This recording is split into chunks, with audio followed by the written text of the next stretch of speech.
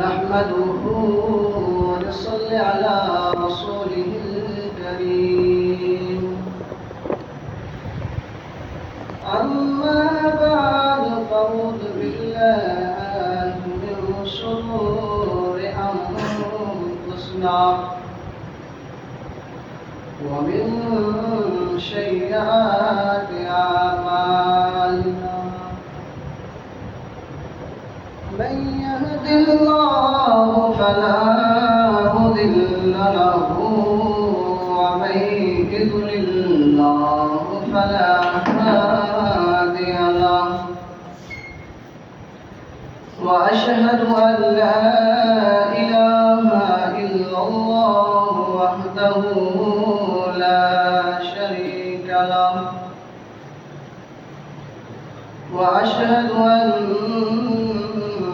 محمدا عبده ورسوله. أما بعد فإن خير الحديث كتاب الله وخير الهدي هدي محمد صلى الله عليه وسلم. وشر الأمور محدثاتها وكل شر الأمور محدثة بدعة وكل بدعة ضلالة وكل ضلالة في النار. وقد قال الله تبارك وتعالى في كلامه المجيد والفرقان الحميد. أعوذ بالله من الشيطان الرجيم. بسم الله الرحمن الرحيم. قاف والقرآن المجيد بل عجبوا أن جاءهم منذر منهم فقال الكافرون هذا شيء عجيب. أئذا متنا وكنا ترابا ذلك رجل بعيد.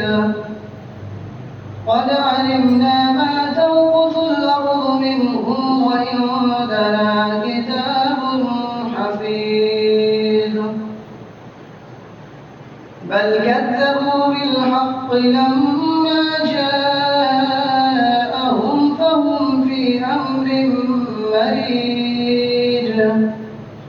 أفلم ينظروا إلى السماء فوقهم كيف بنيناها وزيناها وما لها من فروج.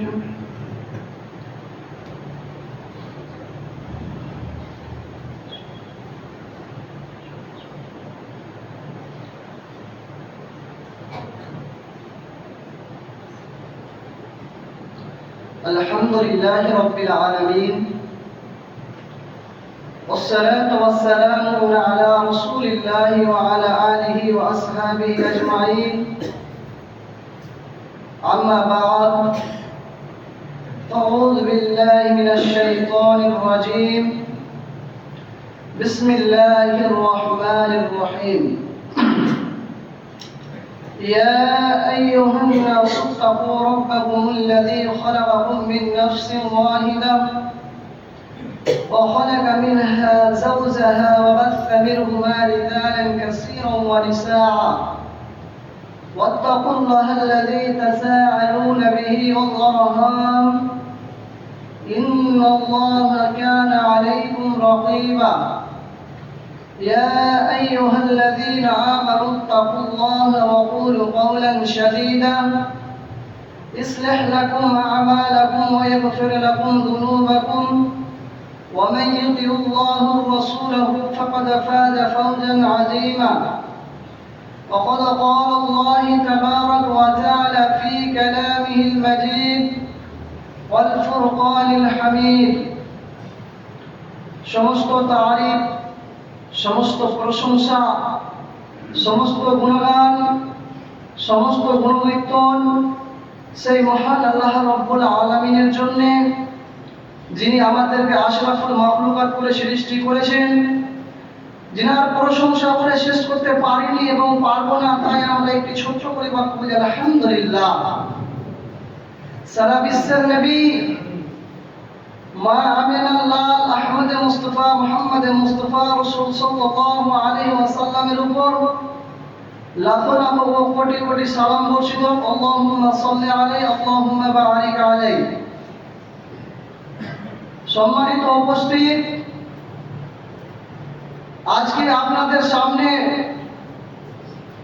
যে বিষয়টা নিয়ে এসেছি এবং যে বিষয়টা বলবো মনে করেছি, সেটা হচ্ছে কিয়ামত কখন হবে, কিয়ামত কোন সময় হবে। যেহেতু আগা জুমাতে আমার বক্তব্য ছিল কিয়ামতের আলামত, এই সময় বক্তব্য হচ্ছে কিয়ামত কখন হবে। আমাদের মনে অনেকেরই ধারণা কিয়ামত কখন হবে, কোন দিনে হবে, কিন্তু আজকে আমি আপনাকে বিস্তারিতভাবে তারিখ এবং দিন দিয়ে যাব, অর্থাৎ সাল এবং মাস দিয়ে যেতে পারবো না। কারণ কিয়ামত কখন হবে সেই মহান আল্লাহ রাব্বুল আলামিন জানেন, কিন্তু মহান আল্লাহ রাব্বুল আলামিন হাদিস এবং কোরআনের মধ্যে ঘোষণা করে দিয়েছেন কিয়ামত এই দিনে হবে, কিয়ামত এই মাসে হবে এবং কিয়ামত এই তারিখে হবে। কিন্তু আপনাকে আমি মাসের কথাও বলে দিতে পারবো, তারিখের কথাও বলে দিতে পারবো কিয়ামত কখন হবে, কিন্তু আপনাকে কোন সালে হবে, কোন মাসে হবে এই কথা বলার ক্ষমতা নাই আমার, একমাত্র আল্লাহ ছাড়া। আল্লাহ রাব্বুল আলামিন বিভিন্ন কোরআনে এবং হাদিসের মধ্যে বর্ণনা করেছেন কিয়ামত হবে মুহররম মাসের 10 তারিখে।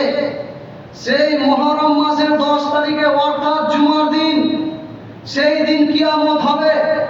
এখন আপনিও বলতে পারবেন না এবং আমিও বলতে পারবো না মুহররম মাসের 10 তারিখে যে কিয়ামত হবে 2025-এ হবে কি 2026-এ হবে কি 2027-এ হবে, আমরা কেউই জানি না, একমাত্র আল্লাহ রাব্বুল আলামিন ছাড়া। সম্মানিত উপস্থিত, তাহলে কিয়ামত যদি আসে আমরা কি করে বুঝতে পারবো যে কিয়ামতটা হচ্ছে এবং হবে এবং আসবে? পৃথিবীর বুকে 10টি কাজ যদি আপনি দেখতে পান, আমি আগেবারও বলেছিলাম হাদিসের মধ্যে 15টি এসছে, কোন হাদিসে 5টি এবং কোন হাদিসে 10টি। তো আমি আপনাকে বলি এই 10টি যদি আপনি পৃথিবীর বুকে চলাফেরার মাধ্যমে দেখতে পান, তাহলে মনে রাখবেন যে কিয়ামত রাউন্ড দিতে লেগেছে, কিয়ামত চলে আসছে। যায়েদ রাদিয়াল্লাহু তাআলা আনহু উনি একটি নৌকাতে অনেক বড় নদী পার হচ্ছে, নদী পার হতে হতে ঝড়ের মুখে পড়ে তার নৌকার দিশা হারিয়ে সে একটা দ্বীপে যে ধাক্কা লেগে তার জ্ঞান ফিরে। হযরতে যায়েদ রাদিয়াল্লাহু তাআলা আনহু জ্ঞান ফেরার পরে তখনই নৌকা থেকে নেমে উনি পাহাড়ের দিকে আগাইতে লাগলেন। পাহাড়ের দিকে আগাইতে আগাইতে একজন ব্যক্তিকে দেখতে পারলেন, ওর শরীরে এবং দেহের ভিতরে অনেক বড় বড় চুল রয়েছে, অনেক বড় বড় গায়ের চুল রুম রয়েছে। সেই লোকটাকে জিজ্ঞাসা করলে যে তুমি কে? তখন উনি বললেন, যায়েদ রাদিয়াল্লাহু তাআলা বললেন যে আমি এই এলাকাতে থাকি এবং এই জঙ্গলে বসবাস করি। সেই লোকটি তখন বললেন যায়েদকে, তুমি একটু আগিয়ে দিকে আগিয়ে যাও, একটু তুমি আগা দিকে আগিয়ে যাও, একটু তুমি পাহাড়ের গভীর দিকে চলে যাও, তাহলে তুমি দাজ্জালকে দেখতে পাবে। সে যখন যায়েদ রাদিয়াল্লাহু তাআলা যখন সেই দাজ্জালের কাছে যায়, তখন দাজ্জাল তাকে বলছে পৃথিবীর বুকে কেমন কি ঘটনা চলছে। তখন যায়েদ রাদিয়াল্লাহু তাআলা আনহুকে জিজ্ঞাসা করছেন দাজ্জাল, কি জিজ্ঞাসা করছেন? ফোরাত নদী কি শুকিয়েছে? যেটা হচ্ছে ফোরাত নদী, সেই নদী কি শুকিয়েছে? সেই নদী শুকাই গেলে আমি এখান থেকে চলে যাব, আল্লাহ আমার শক্তি এবং ক্ষমতা দিয়ে দিবেন। যখনই ওই ফোরাত নদী নিয়ে এই পৃথিবীর মানুষ সোনার পাহাড় নিয়ে মারামারি কাটাকাটি করবে, সেই দিন আল্লাহ আমাকে ছাড় দিবে এবং আমি সেই পাহাড় থেকে সেই দুনিয়ার বুকে যে আগমন করব। আমি একটা কথা বলেছিলাম, আব্দু খান মানে ধোঁয়া, ধোঁয়াটা আমাদের জীবনের বুকে চলে এসেছে। আর যেটা হচ্ছে মেন ধোঁয়া, সেই কিন্তু কিয়ামতের দিন আসবে। এবং যেগুলা রাউন্ড ধোঁয়া, সেগুলা কিন্তু জমিনের বুকে চলছে এবং আমরা চালাচ্ছি এবং দেখছি। আল্লাহ রাব্বুল আলামিন কি 10টার কথা বলেছেন?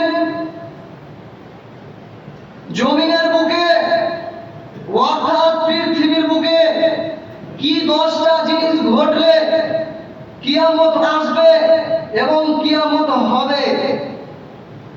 নাম্বার 1 নাম্বার হচ্ছে বাবা মায়ের কথাকে অমান্য করা। নাম্বার 2 মসজিদে এসে জোরে কথা বলা।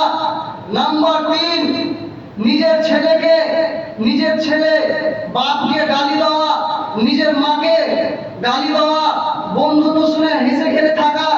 নাম্বার 4 হচ্ছে রাস্তাঘাটে যাওয়ার সময় গীবত করা। নাম্বার 5 হচ্ছে ছেলেকে দিনের শিক্ষা না দিয়ে বেদিন শিক্ষা দেওয়া। নাম্বার 5 হচ্ছে অন্যায়ের কথা অন্যকে লাগা। নাম্বার 6 হচ্ছে এই জমিনের বুকে যারা বেবিচার করে। কারা বেবিচার করে?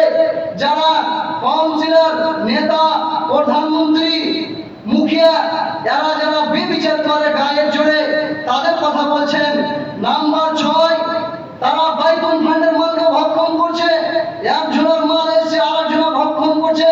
নাম্বার 7 যেখানে জোরে কথা বলার জায়গা, সেই জায়গায় কথা না বলে মসজিদে এসে জোর গলায় কথা বলছে। জি, এই জিনিসগুলো হচ্ছে আমাদের মধ্যে।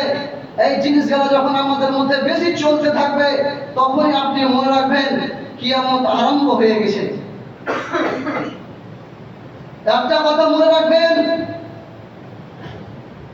যখন আমরা চলাফেরা করি আমাদের মধ্যে 2টি জিনিস ভুল হয়ে থাকে। কেমন 2টি জিনিস ভুল হয়ে থাকছে? আমরা অন্যর কথা অন্যকে লাগাই এবং সেই কথাগুলি আবার চায়ের দোকানে যেয়ে আবার সেই কথাটাকে বড় করে গীবত করি। আল্লাহ রাব্বুল আলামিন এই কথাও বলছেন, কোরআনের মধ্যে এই কথাটাও বলেছেন, ইয়াউমা ইউনফাখু ফিস-সূরি ফাতাতুনা আফওয়াজা। কিয়ামতের মানুষ, এই দুনিয়ার মানুষ, তোমরা সাবধান হয়ে যাও, তোমরা সতর্ক হয়ে যাও। একটি কথা মনে রাখবেন, একমাত্র আপনাদের এবং আমাদের জীবনের বুকে কার কখন কিয়ামত চলে আসবে একমাত্র আল্লাহ রাব্বুল আলামিন জানেন এবং আমরা কিছুই জানি না। তবে কি করতে হবে? আমাদেরকে সুন্দরভাবে চলাফেরা করতে হবে, আমাদেরকে সুন্দরভাবে মানুষের সঙ্গে সাক্ষাৎ করতে হবে, আমাদেরকে ছেলে মেয়েকে সুন্দরভাবে দিন শিক্ষা দিতে হবে।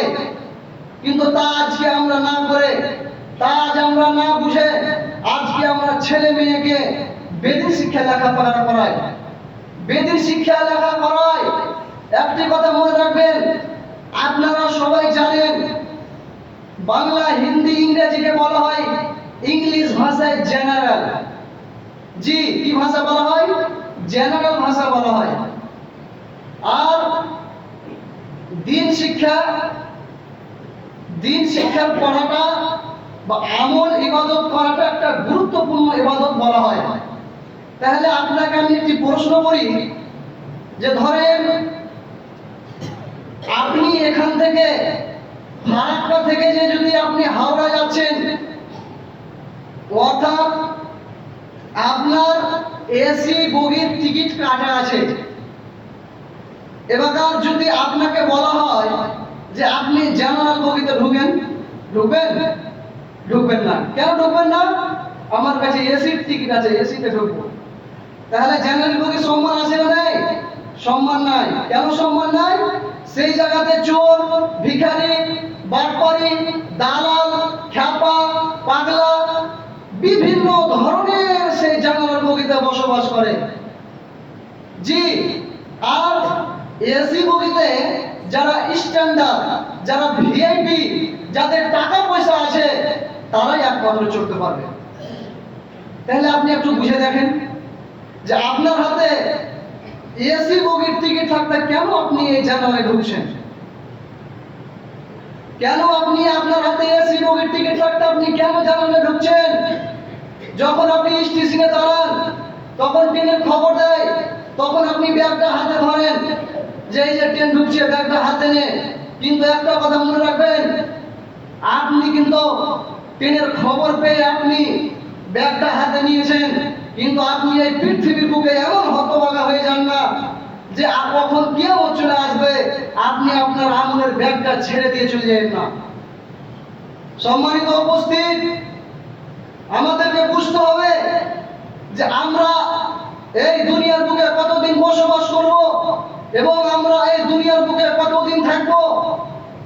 আল্লাহ রাব্বুল আলামিন এই কথা বলেছেন, রহিম এবং রহমান, এর মধ্যে পার্থক্য দুটি রয়েছে। রহিম এবং রহমান পার্থক্য দুটি, নাম কিন্তু একটাই। আমাদের মধ্যে কেউ ভাজা বলি, কেউ মুড়ি বলি, নাম কয়টা? দুটা, কিন্তু কাজ একটাই। তো ঠিক তেমনই আল্লাহ রাব্বুল আলামিন আমাকে বলছেন যে আমার নাম দুটি কিন্তু কাজ একটাই। আমি এখন কি আছি? রহমান আছি। যেদিন রহিম হয়ে যাব সেদিন তোমরা বুঝতে পারবে। কি বুঝতে পারবে? আপনাকে আমি একটা ভালো করে মনোযোগ দিয়ে শুনবেন। ধরেন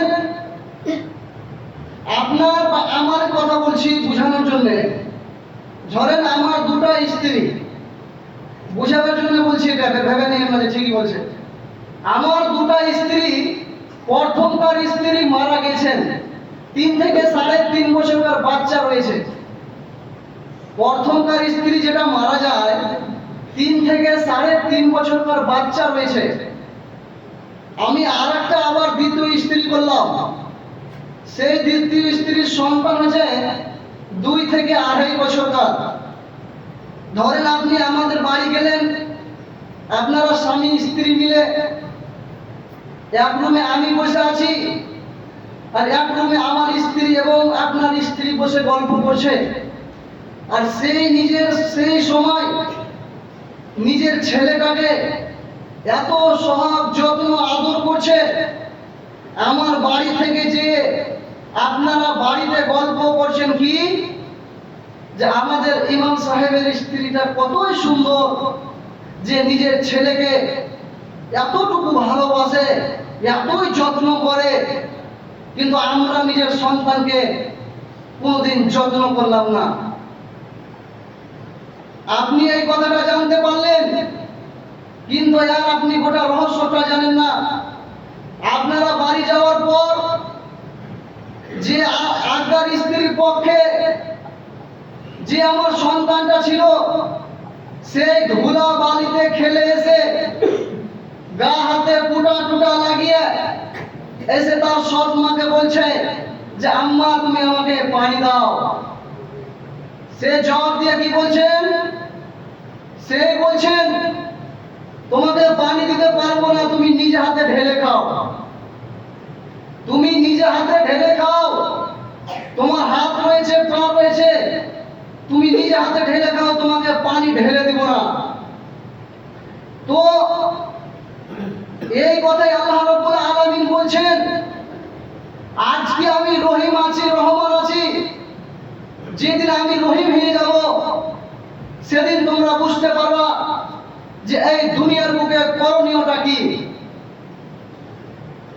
তখন আল্লাহ রাব্বুল আলামিন বলছেন, এই পৃথিবীর বুকে যখন ওই নিজের ছেলেকে নিজভাবে আদর করে, অর্থাৎ যেটা তার সতের বাচ্চা, যেটা তার আজ্ঞার পক্ষের বাচ্চা, সেই বাচ্চাকে কিন্তু আদর করে না। কেন আদর করে না? একই ফ্যাক্টরি, কিন্তু ফ্যাক্টরিটা আলাদা। একই পানেরই, কিন্তু ফ্যাক্টরিটা দুই রকম। কেন দুই রকম? একজনা নিজের মায়ের পেটের, আর একজনা হচ্ছে অপর পেটের। তাই জন্য নিজের সন্তানকে একটু পায়ের তলায় ধুলাও লাগতে দেয় না। কেন লাগতে দেয় না? সেই ধুলা যদি তার শরীরে লেগে যায়, সেই ধুলা যদি তার গায়ে লেগে যায়, তবে তার মায়ের কলিজাটা কেটে যায়। আর যে সন্তানটা এবং যে ইয়াতিম বাচ্চাটা 2 থেকে 2.5 বছর বয়স হয়ে গেল, সেই বিভিন্ন জায়গায় খেলে ধুলা বালিতে মাটিতে এসে বলছে, মা তুমি আমাকে 1 গিলাস পানি দাও। তার সৎ মা বলছে, তোমার 2টি হাত রয়েছে, তোমার 2টি পা রয়েছে, তুমি ঢেলে খেয়ে নাও, সেই পানি আমি তোমাকে দিব না। তেমন আমার আল্লাহ রাব্বুল আলামিন বলছেন, আজকে আমি রহিম আছি রে, যেদিন রহিম রহমান হয়ে যাব। আজকে আমি রহিম আছি, যেদিন আমি রহমান হয়ে যাব। কিয়ামতের দিন আমি কামড়ির দিকে তাকাবো না। কাদের দিকে তাকাবো? যারা আমার হাদিস কোরআন থেকে উঠে এসেছে। জি, এই কথাও বলছেন, যারা আমার হাদিস কোরআন থেকে উঠে এসেছে তাদের দিকে তাকাবো। যেমন নিজের সৎমা ছেলেকে ঘৃণা করছে, যে তোর দিকে দেখবো না, তোর হাত আছে পা আছে, তুই খেয়াল লাগা। তো আল্লাহ রাব্বুল আলামিন এই কথা বলছেন যে আমি রহিম আছি, যেদিন রহমান হয়ে যাব ওদিন তোমরা বুঝতে পারবে। তুমি যতই সাজদা করো, আর যতই আমল করো, আর যতই চোখের পানি ফেলো, সেই দিন কিন্তু আর গুনাহ মাফ হচ্ছে না। জি, এখন পশ্চিমের দিকে সূর্য ডুবছে, সেদিন দক্ষিণ আর পূর্ব হয়ে যাবে, সেদিন বুঝতে পারবে। আল্লাহ রাব্বুল আলামিন এই কথা বলছেন, ইয়াউমা ইউফাকু ফিস-সূরি ফাতাতুনা আফওয়াজা। যখন কিয়ামত হয়ে যাবে, যখন কিয়ামত চলে আসবে, অর্থাৎ যখন কিয়ামত হবে, তখন ইসরাফিল আলাইহিস সালাম একটি নয় দুইটি সুর ফুঁকবে। কয়টি সুর ফুঁকবে? দুটি। কেমন করে? প্রথম যেটা সুর ফুঁকা হবে, সেই ফুঁকটাতে যাদের ভিতরে সামান্য পরিমাণ ঈমান থাকবে, সেই লোকেরা সেই ফুঁকের মানে বাঁশির আওয়াজ শুনে সেই হাঁটতে লাগবে এবং চলতে লাগবে। কিন্তু আমি আপনাকে বুঝাই, যেমন রাস্তা দিয়ে কোনো বাচ্চা ছেলে একটা চুম্বক নিয়ে যায় ছেঁচড়ে, তো সেই চুম্বক কি সব কিছু লাগে? সব কিছু লাগে না। কিছু আখাড়ি লাগে, কিছু কাঁটা লাগে, কিছু পিন লাগে। জি, তো এক ফুক মারার পরে যখন যাদের ভিতরে ঈমান আছে তারা আল্লাহ রাব্বুল আলামিনের দিকে আকৃষ্ট থাকবেন, এবং যখন দ্বিতীয় ফুক মারা হবে, তখন যত পৃথিবীর বুকে পাপী ধাপি, চোর বাটপার বেঈমান, মদখোর জুয়াখোর সুদখোর হারামখোর যতই আছে, সে তার ফুকে চলতে লাগবে। তো যারা জমিনের বুকে বসবাস করবে তারা বলতে লাগবে, আল্লাহ রাব্বুল আলামিন সূরা জিলজালের মধ্যে বলেছেন, আয়াত নম্বর 1, ইযা যুলজিলাতিল আরযু জিলজালাহা। তারা বলবে যে এই দুনিয়ার বুকে কিসের এত ঝটকা আসছে, কি হলো দুনিয়াতে, কেমন হয়ে যাচ্ছে, কারণ কি? আল্লাহ রাব্বুল আলামিন এই কথাও বলছেন, ওয়াকাল আল ইনসানু মা লাহা। তখন মানুষ আত্মহত্যা করবে, অর্থাৎ নিজের বিবেক কাজে আসবে না, এবং সেই দিন কোরআন হাদিসের ইলম উঠে যাবে। আল্লাহ রাব্বুল আলামিন আরেকটা হাদিসের মধ্যে বর্ণনা করেছেন, وقال سمعت رسول الله صلى الله عليه وسلم, পৃথিবীর বুকে যতদিন আল্লাহ ওয়ালা এবং আল্লাহ ওয়ালি থাকবে ততদিন কিয়ামত হবে না। তাহলে আমরা কি সবাই আল্লাহ ওয়ালা? আমরা কি সবাই ঈমানদার? জি না। তাহলে আল্লাহ রাব্বুল আলামিন কি বলছেন? আম গাছে আম হয়, পৃথিবীতে আম গাছ না থাকলে আম হবে না। জাম গাছে জাম হয়, পৃথিবীতে জাম গাছ না থাকলে জাম হবে না। ওই লাগি আল্লাহ রাব্বুল আলামিন বলছেন যে এই পৃথিবীর বুকে যতদিন পর্যন্ত আল্লাহ ওয়ালি এবং আল্লাহ ওয়ালা থাকবে ততদিন পর্যন্ত কিয়ামত হবে না। জি, কেমন কিয়ামত? আর কোন কোন ঈমানদাররা থাকতে গেলে দুনিয়ার বুকে কিয়ামত হবে না? আল্লাহ রাব্বুল আলামিন এই কথাই বলছেন, যদি গোটা ভারতবর্ষের লোক বেঈমান হয়ে যায়, চোর হয়ে যায়, বাটপার হয়ে যায়, চুগলিখোর হয়ে যায়, আর এই জালাতি টোর মাটিতে যদি একটি ঈমানদার থাকে, একটি আল্লাহওয়ালা থাকে, আল্লাহকে দেখে ভয় করে, তৌহিদের সাথে আল্লাহকে স্বীকার করে, অর্থাৎ চলাফেরার মাধ্যমে আল্লাহর জিকির করে, ততদিন পর্যন্ত কিয়ামত হবে না। জি, ততদিন পর্যন্ত কিয়ামত হবে না। এখন পর্যন্ত আমরা বুঝতে পারি না যে এই পৃথিবীর বুকে কে জান্নাতে যাবে এবং কে জাহান্নামে যাবে। আমাদের মনের ধারণা একটাই, আল্লাহ রাব্বুল আলামিন যেহেতু আমাদের দুটি হাত দিয়েছে, দুটি পা দিয়েছেন, কিসের জন্য? কোনো মানুষকে যদি জিজ্ঞাসা করা হয় তাহলে বলবে চলাফেরার জন্য, কাম কাজ করার জন্য। জি, এই কথাটি আমি কয়েকবার বলেছি, কিন্তু আবারও বলছি যে পৃথিবীর বুকে আমরা ইনসান এবং মানুষই কাজ করে, না তো এই পৃথিবীর বুকে কোনো মানুষই কাজ করে না। জানোয়ার থেকে নিয়ে বলেন, জীবজন্তু থেকে নিয়ে বলেন, পৃথিবীর মধ্যে যত সমস্ত পাখি রয়েছে, পিঁপড়া রয়েছে, সমুদ্রের মাছ রয়েছে, তারা কি কাজ করে? জি না, করে না। তাহলে আমরা করি কিসের কারণে? খাওয়ার কারণে। আমাদের মনে ধারণা একটাই, যদি আমরা নামাজ পড়ি, রোজা রাখি, দান খয়রাত করি, নামাজ পড়লে সময়টা বরবাদ হবে, দান করলে পয়সাটা শেষ হয়ে যাবে, রোজা রাখলে কিছু জিনিস খেতে পাবো না, তাই বলে আমরা এইসব ইবাদত গালা করি না। একটি আপনাকে আমি ঘটনা শোনাচ্ছি, এটা আমার বানানো কথা, একটু মনোযোগ দিয়ে শুনবেন। এখানে কাফেরদের কথা বলা হয়েছে, অর্থাৎ ঈমানদারের কথা বলা হয়েছে, যে কাফেরের জন্য কতটা কোরআনের ভিতরে আইন রয়েছে এবং ঈমানদারের ভিতরে কতটা আইন রয়েছে। আপনাদের জালাতি টোলার মাটিতে একজন শিমুলতলা হাই মাদ্রাসার হেড মোল্লাকে জিজ্ঞাসা করছেন, মৌলানা সানাউল্লাহ সালাতের কাছে গিয়েছেন, গিয়ে বলছে, মোল্লাকে সালাম দিয়ে বলছে আসসালামু আলাইকুম। মোল্লা বলছেন ওয়ালাইকুম সালাম। তো বলছেন কি বলছো বাবা, নামাজ পড়ো, নামাজ পড়ছো বা নামাজ পড়বা? তো সেই ছেলেটা যে বলছে, ছেলেটার বয়স কত হবে? খুব শুধু 22 থেকে 25 বছর। সেই ছেলেটা বলছে যে মোল্লা, আমার বোনের বিয়ে, আমি সেখানে একটু গান বাজনা করা যাবে? বলছি কোনো অসুবিধা নেই, করো না। ওনাকে বলেছে কোনো অসুবিধা নেই বাবা, গান বাজনা করবে, কোনো অসুবিধা হবে না। তখন আর দাদা এই মসজিদ থেকে মাগরিবের নামাজ পড়ে যে বুক খুলে বলছে, কে রে? তো আর লাতি বলছে, আমি। বলছে গান কেন বাজাছিস? বলছে সকালে হেড মোল্লার কাছে গিয়েছিলাম, উনি আমাকে বলেছে গান বাজাবে বাবু, কোনো অসুবিধা হবে না।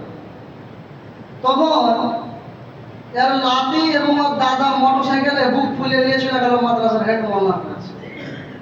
মাদ্রাসার হেড মোল্লাকে যে বলছে ও দাদু যে আসসালামু আলাইকুম, মোল্লা একটা কথা জিজ্ঞাসা করতাম। তো উনি বলছে কি বলছেন বলেন। বলছে গান বাজনা কি করা যাবে? তার দাদা বলছে, আর তার লাতি ওখানে কিন্তু দাঁড়িয়ে আছে, বলছে গান বাজনা করা যাবে? তখন বলছে জি না, আস্তাগফিরুল্লাহ। কি কথা বলছেন, গুনাহ হবে। তখন আর দাদু ফট করে বলে, কেমন বলবি বে? আমার দাদাকে বলেছে যে গান বাজা যাবে, আর গান বাজা যাবে না, আর আমাকে বলেছে গান বাজা যাবে। তখন মাদ্রাসার হেড মাওলানা বললে তুই তো কাফের বে। আল্লাহ রাব্বুল আলামিন কোরআনের মধ্যে বলেছেন কুল আইয়ুহাল কাফিরুন, কাফেররা বলছে তোমরা যার ইবাদত করো আমরা তার ইবাদত করি না, ওয়ালা আনতুম আবিদুনা মা'বুদ, এবং মুমিনেরা বলছে আমরা যার ইবাদত করি অর্থাৎ তোমরা তার ইবাদত করো না। একটা কথা জিজ্ঞাসা করি আপনাকে, এই যে জুম্মার দিন যে নামাজ পড়তে আসছেন প্রমাণ করতে কি চাইছেন বলেন তো? কে ডাকছে আপনাকে? কেউ তো ডাকে না, কেন আসছেন? এই জালাতি বেলার মাটিতে 300 বার জামাতের লোক রয়েছে, যদি একটা করে আসেন তবুও 5 ওয়াক্ত নামাজে মসজিদ ভুলে যাবে। কিন্তু আজকে আপনাকে কে ডেকেছে, আপনি কেন আসছেন? বলেছে আপনাকে ইমাম সাহেব সকালবেলায় যে নামাজ পড়তে যাও? বলেছে? কেন এসেছেন? কে ডেকেছে আপনাকে? জুমার দিন কি ডাবল আজান দেওয়া হয়? জুমার দিন কি বেশি নাকি পাওয়া হয়? পাওয়া হয় না। এমনি দিন যেমন জোহরের আজান হয়, জুমার দিনও ঠিক তেমনই জোহরের আজান হয়। তাহলে এমনি দিন আসছেন না, জুম্মার দিন কেন আসছেন? কারণটা কি বলেন? এবার যদি কিছু কিছু যুবক যুবতী ছেলেকে জিজ্ঞাসা করা হয় তো বলবে ইমাম সাহেব আর বলিয়েন না, মান সম্মান রাখার লেগে এসেছে। জি, কি আপনাকে ডেকেছে মান সম্মান রাখার লেগে? কেন আপনি আসবেন মসজিদে? কি প্রমাণ করতে চাইছেন মসজিদে এসে? আল্লাহ রাব্বুল আলামিন এই কথাই বলছেন যে যে ব্যক্তি নামাজ না পড়ে সে কাফের, সেখানে ঘোষণা করে দিয়েছেন। তাহলে আপনি এই যে 6টা দিন পাবেন, সেই 6টা দিন নামাজ পড়বেন না, আর আপনার মান সম্মান রাখার লেগে আপনি চলে আসবেন মসজিদে নামাজ পড়তে? কে বলেছে আপনাকে? এমন কোনো হাদিস আছে যে জুম্মার নামাজ পড়তে হবে আর এমনি নামাজ পড়তে হবে না? কে ডেকেছে আপনাকে? কেন এসেছেন? কেউ তো আপনাকে ডাকেনি। কিছু কিছু যুবক যুবতী ভাইরা আছে যে তারা নামাজ পড়তে আসছে দেখি পাওয়ার জন্য নয়, একমাত্র নিজের মান সম্মান রাখার জন্য। যে আমি দোকান লাগিয়ে এসেছি, আজকে যদি নামাজ পড়তে না যাই গ্রামের লোকজন কি বলবে, পাড়া পড়োশি কি বলবে, বন্ধু বান্ধবরা কি বলবে, চল নামাজটা পড়ে আসে। কিন্তু জিজ্ঞাসা করেন সূরা ফাতিহা ঠিক মতো পড়তে পারবেন? কি ভাবছেন এই দুনিয়াটা বাবার বাড়ি পেয়েছেন?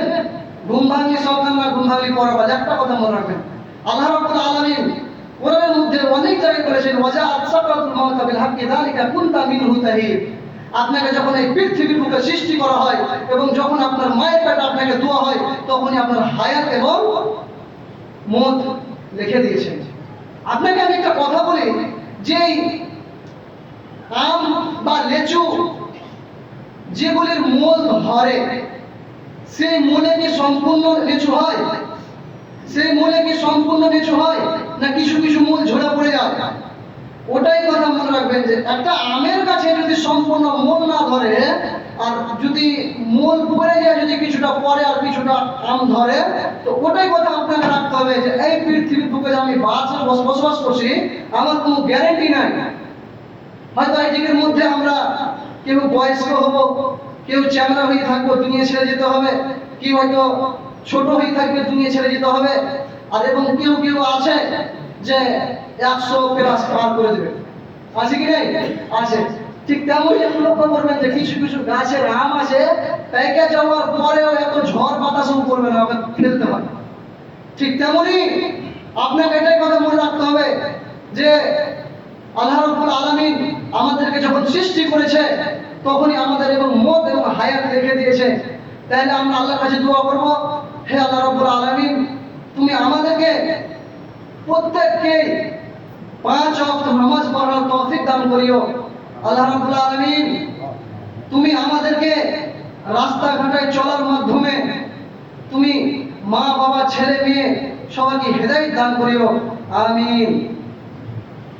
أعوذ بالله من الشيطان الرجيم بسم الله الرحمن الرحيم اللهم صل على محمد وعلى آل محمد كما صليت على إبراهيم وعلى آل إبراهيم إنك حميد مجيد اللهم بارك على محمد وعلى آل محمد كما باركت على إبراهيم وعلى آل إبراهيم إنك حميد مجيد ربنا تقبل منا إنك أنت السميع العليم والسلام على المرسلين الحمد لله رب العالمين.